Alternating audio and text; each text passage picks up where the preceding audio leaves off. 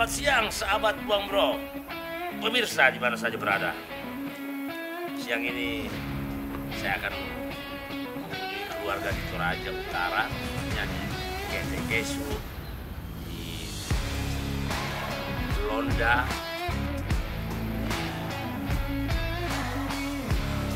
Buntu Pune, wilayah Kecamatan Kesu. Ya.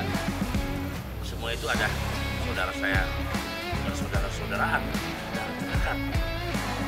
Londa, kumpulan liang-liang batu yang terkenal, keluarga Masapan atau Rantai yang sekarang dikelola oleh sepupu sekali saya yang di bawah pimpinan Paranoan Masapan. Di Buntu Pune itu kakek buyut saya, Pong Maramba, ya, Pan Rajepao, kepala distrik dulu di Rajepao. Zaman dulu kepala distrik itu, kemarinnya itu adalah ketua adat sekaligus ketua pemerintahan. Dan di Ketekesu itu ada saudara dari nenek Pong Maramba, ya, ada di Ketekesu. Situ terkenal situs budayanya perubahan yang begitu indah, tua, dan di belakangnya ada pengukuran liang-liang batu di sana. Nenek leluhur saya juga ada. Nenek itu dua, nenek dan kakek. Bagi orang Toraja semuanya nenek. Ayo kita sama-sama mengikuti dan mengeksplor Toraja pada hari ini. Jangan lupa bahagia. Ya. Mari.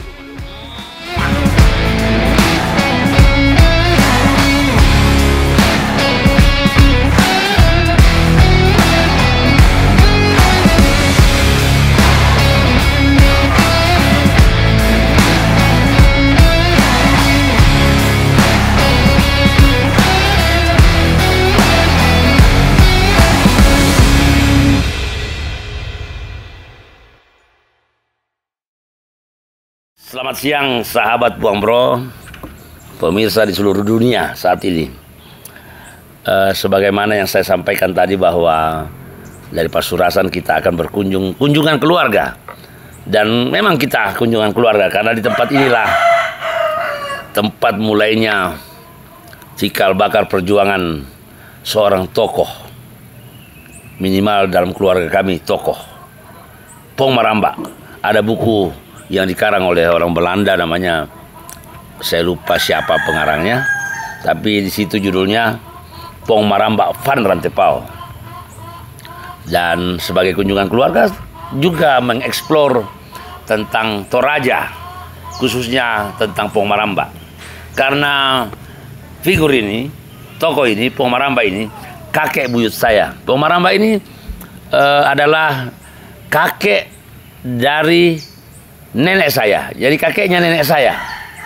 Baik, sebelum saya lanjut cerita panjang lebar, dan bukan saya yang bercerita sebenarnya. Mestinya adik saya ini, ponakan saya ini yang bercerita banyak, karena beliau banyak tahu. Di samping memang tinggal di Buntu Pune ini, Tongkonan ini, beliau juga salah seorang ASN, ya, dari Dinas Purbakala, ya, Dinas Purbakala. Nama beliau ini, adik saya ini Belona. Dulu waktu kecil kami seumur-umur sering digodain Belona Bide. Bagus beride. Jadi digabung Belona Bide. Ini ponakan saya dan saudara saya. Kenapa bisa saya sebut ponakan, ya? Ibunya itu sepupu sekali, ya. Nah, Kuatoraya sampu pisan, sepupu sekali. Artinya nenek bersaudara, kakek bersaudara. Tapi bisa juga saudara dari darah keturunan yang lain sehingga kami bisa saudara. Nah, ini kami perkenalkan Belo yang tinggal di Tongkonan Buntu Pune. Akan secara singkat cerita tentang siapa Pong Maramba itu. Ya, kiprahnya bagaimana di awal tahun di masa abad ke-18, ya. 18, ya. Jadi saya perkenalkan kembali saudara saya, ponakan saya, Belo. Saya mau tanyakan, kira-kira persepsi banyak orang ini figur yang kontradiktif. Di satu pihak keluarga dan beberapa kelompok menyatakan Pong Maramba adalah pahlawan. Ya, walaupun tidak dicap sebagai, tidak diberi label pahlawan nasional. Ya. Seperti seperjuangannya pada masa Pong Tiku, ya. Itu sepengetahuan kelompok tertentu dan keluarga bahwa Pong Tiku dan Pong Maramba adalah satu kesatuan yang sinergi pada saat ada rapat atau kesepakatan Buntu Pune di sini. Para tokoh-tokoh datang di sini, ya, mengeluarkan maklumat atau rencana strategis untuk melawan Belanda, ya, zaman itu. Tetapi ada pihak lain juga yang merasa dirugikan. Kita tidak harus menutup mata dengan keadaan ini. Ada pihak-pihak lain juga yang merasa bahwa golongan mereka, kelompok mereka ditindas atau dikuasai atau dikatakan dalam tanda kutip dijajah oleh Pong Maramba, ya, biasa dalam pertikaian antar kelompok, antar kampung, antar wilayah, distrik, sehingga dianggap dicap oleh sebagian adalah pembawa kekacauan. Bagaimana menurut Belo ini cerita-cerita ini? Iya, kalau saya kira Nenek Pong Maramba itu termasuk salah satu tokoh di Toraja yang cukup berpengaruh, ya. Ya. Saya potong dulu sebentar, Belo. Maaf, bagi orang Toraja, laki-laki juga nenek loh. Jadi wanita nenek, laki-laki juga nenek. Jadi nenek mana? Nenek laki-laki. Ya, lanjut ya. Sebenarnya kakek tapi nenek. Iya, kan sebenarnya setahu kita itu kan kalau laki-laki kakek, ya. Iya, kakek. Iya, tapi kalau bagi orang Toraja nenek juga semua. Ya. Nenek laki-laki. Nenek siapa? Nenek laki-laki. Ya, gitu ya. Lanjut. lanjut. Ya, jadi beliau itu mulai terkenal sekitar tahun 1880-an, ya, yang dalam masa perang kopi. Ya, perang kopi. Toraja. Ya, nanti kita cerita lagi perang kopi, ya. Nanti ada session berikutnya, ya. Jadi perang kopi itu termasuk salah satu pemicu munculnya perang saudara di Toraja yang cukup panjang dan cukup mensengsarakan orang Toraja katanya, ya. Dan itu boleh berakhir karena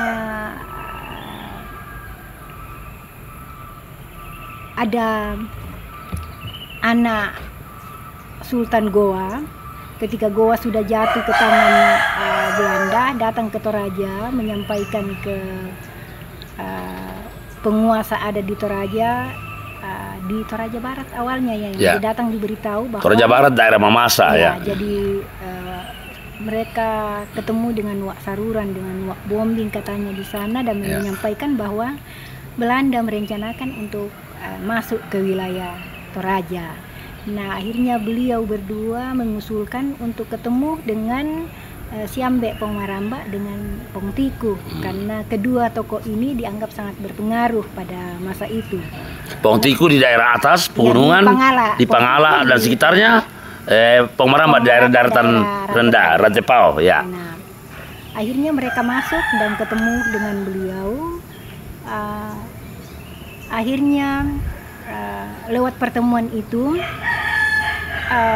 perang saudara yang sangat marak pada saat itu yang dipicu oleh usaha-usaha pedagang-pedagang Bugis untuk memonopoli pusat-pusat perdagangan kopi ya. Toraja, ya. Nah, akhirnya mereka sepakat untuk menghentikan pertikaian itu. Kemudian mereka sepakat untuk melawan Belanda bersama-sama. Nah, hal itu kemudian terjadi di sini, ya, melahirkan perjanjian Buntu Pune. Perjanjian Buntu Pune, ya. Jadi ada pihak dari Wak Saruran, Bombing itu setahu saya kakek daripada istri adik kandung saya, Dr. David itu Uli Pelondongan, itu cucunya Bombing. Jadi dari Toraja Barat. Ya, dari Toraja Barat. Jadi Bombing, Wak Saruran, ya, Pong Tiku dan Pong Maramba ada aja sambungan atau cerita tentang histori mereka, dan akhirnya ketemu juga di anak cucunya. Jadi setelah ada katakanlah piagam Buntu Pune atau perjanjian Buntu Pune, apa yang disepakati dari perjanjian itu? Ya, jadi mereka sepakat untuk menghentikan perang saudara yang terjadi yang dipicu oleh ya karena antar distrik, antar kelompok ya di Toraja. Kemudian mereka sepakat bersama-sama untuk melawan Belanda. Oke. Namun kemudian pada akhirnya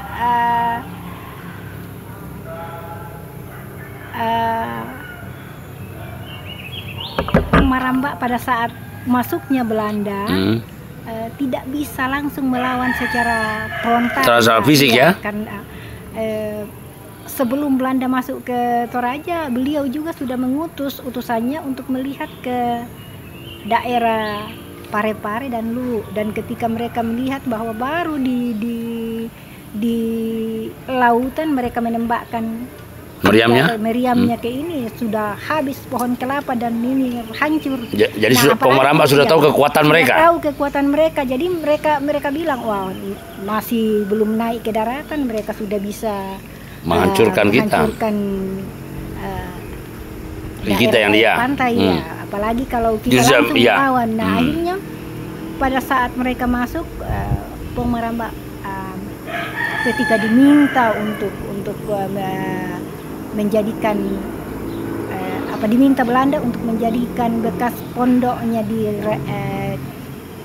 pondok di Rantai Menduruk, bekas pakai orang tuanya yang nenek Laipali yang baru-baru dimakamkan, pondoknya masih ada, masih bisa digunakan untuk tangsi ya, itu kemudian diminta oleh Belanda dijadikan tempat tinggal ya, markas barak, barak militer. Akhirnya karena pada saat itu kita tahu belum sanggup untuk melawan, akhirnya diberikan ke ini dengan catatan bahwa menhir yang ada di sana di Rantai Menduruk itu dipindahkan ke Rantai. Iya, akhirnya dipilih Rantai Karasik yang sekarang. Nah, menhir itu batu megalit yang didatangkan dari luar untuk sebagai tanda, bukan batu nisan loh, tapi dia batu pertanda bahwa pernah seorang tokoh atau seorang yang berpengaruh diupacarakan secara adat di situ, ya, sehingga banyak sekali batu-batu itu. Dan kalau nggak salah sekarang yang ditempati oleh detasmen Kodim ya? Ya, Kodim 141 itu merupakan rantainya Pong Maramba. Ya. Dulu. Jadi pemirsa sekalian, sahabat Pong Bro, kantor Kodim sekarang, Kodim di Tanah Toraja ya, bukan Toraja Utara, Tanah Toraja karena belum dipisah. Kalau Kodim, kalau Polres sudah. Kodim yang ada sekarang ini itu bekas rantainya atau arealnya upacara adat milik keluarga Pong Maramba. Itu jelas-jelas diminta oleh Belanda dan diserahkan. Bukan diserahkan secara cuma-cuma, tapi Pong Maramba juga punya syarat segala batu megalit apa semua dipindahkan ke Rantai. Iya, tapi cuma 12 yang jajaran yang sangat rapi di bagian atas itu yang di Rantai Karasik ya, itu yang merupakan batu yang pindahan yang dipindahkan dari ini dari Kodim 141. Oke. Jadi sebenarnya secara histori sebenarnya kantor Kodim itu milik keluarga Pong Maramba. Ya, tapi ya let's say sudah diserahkan pada negara saat ini dan diikhlaskan pada negara. Jadi dari situ saja sudah kelihatan bahwa peninggalan Pong Maramba juga banyak digunakan oleh pemerintah saat ini, ya, yang dulu notabene dikuasai oleh Belanda, ya.